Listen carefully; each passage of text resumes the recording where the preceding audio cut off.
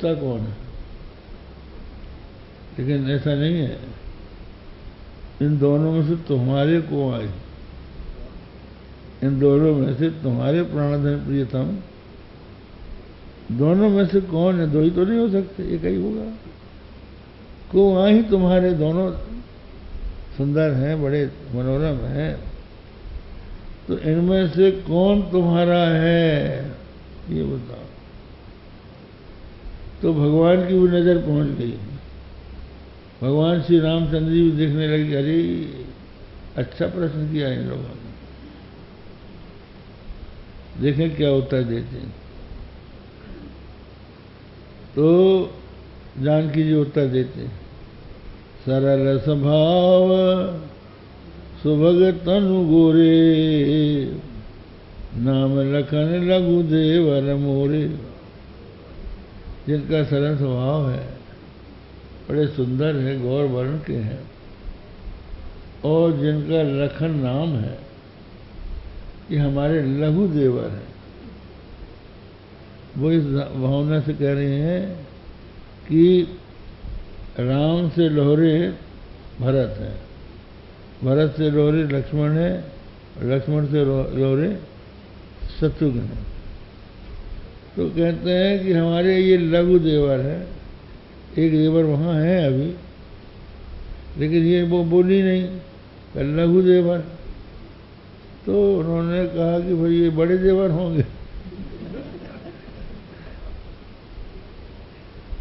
सरल स्वभाव सुभग तनु गोरे, और नाम लखन लघु देवर मोरे। तो बोले ऐसा नहीं, बहुरी बदन विधु अंचल ढाकी, प्रियतन चितई भोह करी माँ की, खंजन मंजु तिरी छे नैननी, निज प्रिय कहूत नहीं सिय सैननी। तो यहां से हो गया अवचने नहीं वो प्रोवाच। जब ये देवर है तो जो बचा है वो कौन है समझ ले। अतत व्यावृत्यायम, अतत की हमने व्यावृत्ति कर दी, तो जिसकी हमने व्यावृत्ति कर दी, अब जो बचा है वो समझ लो। तब बताओ तो अब वो वाणी का विषय नहीं है। अपना मुख एक बार इन तरह से ढांक के और प्यार पूर्वक अपने स्वामी की ओर देखकर केवल संकेत में का ये है, तो अवचने नहीं वो प्रोवाच, बिना वचन के, बिना कुछ बोले ही कह दिया अतत की व्यावृत्ति के द्वारा। अतत व्यावृत्यायम चकित मविधत्ते श्रुतिरपि। तो ये श्रुति भी जो नहीं है उसको हटाकर जो बच रहता है, 5 कोश हैं, अन्नमय कोश, प्राणमय कोश, मनोमय कोश, विज्ञानमय कोश, आनंदमय कोश, इन 5 को हटा दो तो इनका जो साक्षी है, दृष्टा है, वो ब्रह्म है, वो आत्मा है। यही प्रकार है वेदों का। तो यहाँ पर भी गर्ग जी कहते हैं कि ये नहीं है, ये रोहिणी का पुत्र है। तो बचा कौन? यशोदा का पुत्र। तो बोले आसन वर्णात्रयो यस्य गृह्णतो युगम तनु, शुक्लो रक्त तथा पीतः, इदानीं कृष्णतांगतः। ये जो बालक है ये युग युग में अवतार लेता है। 4 युग होते हैं, सतयुग, त्रेता, द्वापर, कलयुग। संभवामि युगे युगे।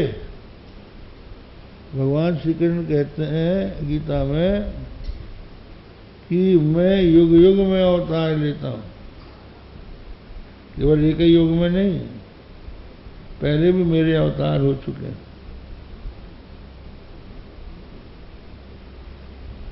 परित्राणाय साधूनां विनाशाय च दुष्कृतां धर्म संस्थापनार्थाय संभवामि युगे युगे।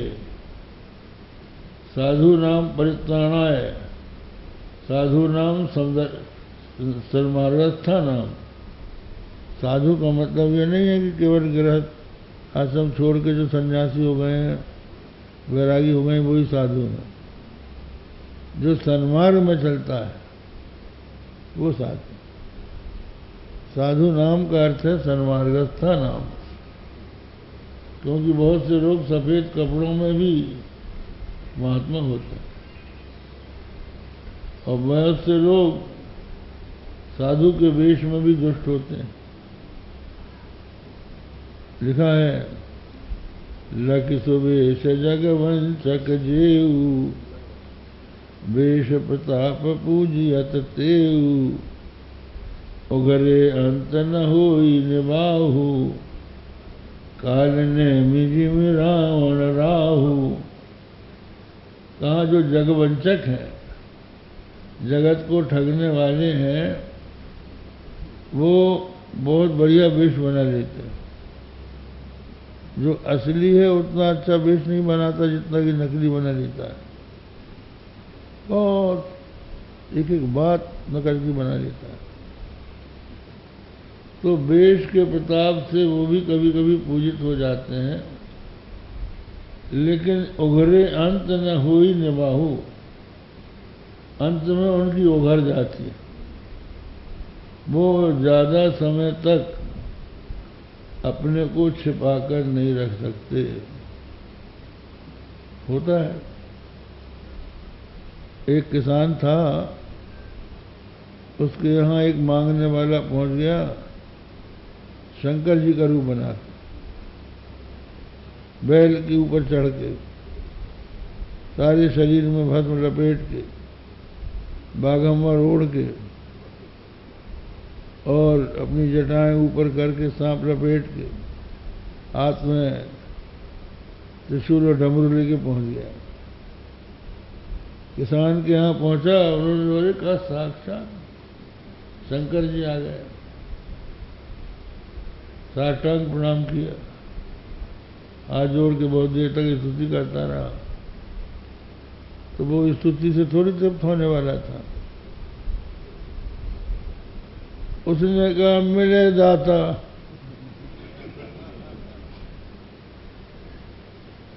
मतलब वो तो कुछ लेने आया था, देने वाले शंकर थोड़ी थे।